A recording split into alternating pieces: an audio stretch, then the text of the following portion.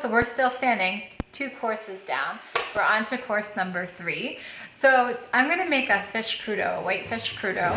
One of my favorite things. Something you may not have known about me is if it weren't for the fact of bacon, I could be totally pescatarian. I could eat all seafood, totally fine with that, but I can't give up bacon and prosciutto. They're too important. So everything I'm cooking today is seafood. Surprise!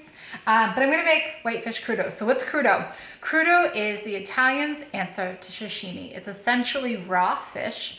And they somewhat cook it, disinfect it, if you will, with acid. So when you think about South America, they make ceviche. That sits in the acid for a long time, so it actually physically cooks it.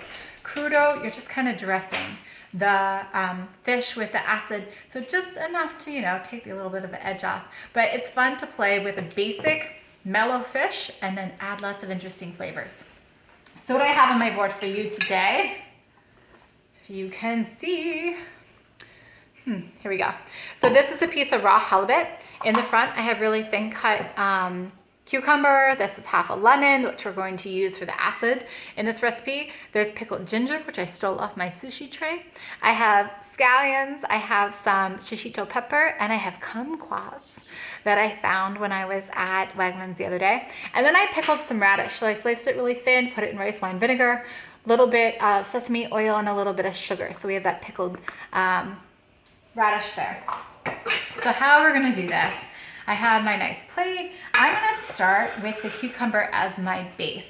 And I'm gonna lay a nice line of that. See if I can find some really good pieces. Down the middle. So next, take a really sharp knife, if you happen to have a sashimi knife that has the nice gradation in the blade so that it lets go. And you're gonna cut this as thin as you can. I'm gonna cut one piece off first because I don't like the end. But you're gonna cut it nice and thin. And the reason you want it thin is because you want the acid to be able to influence. So see how thin I have that fish on my blade? And you're gonna put those on your plate across the cucumber. So I'm gonna go ahead, I'm gonna put them all on the plate, get all that cut, and then I'm gonna come back and show you how we're gonna garnish and season it.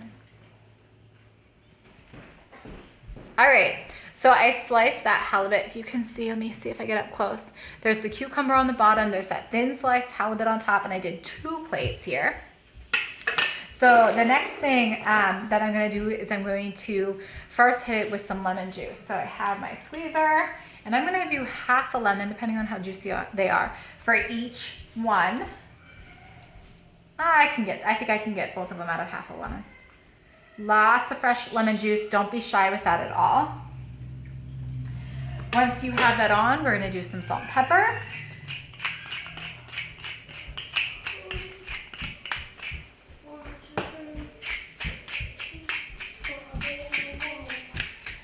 And now we're going to drizzle it quick with a little bit of olive oil. And I'm going to try my best to plug this hole because it is quite obnoxious. Olive oil down each side. Okay.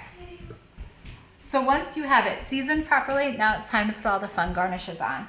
So I'm gonna take some of those pickled radishes. I'm gonna tuck them in here and there. Do you hear Carter dancing? Then I'm gonna take some of those fun kumquat slices that I did nice and thin. We're gonna put those on. We're gonna do that really thinly sliced shishito pepper.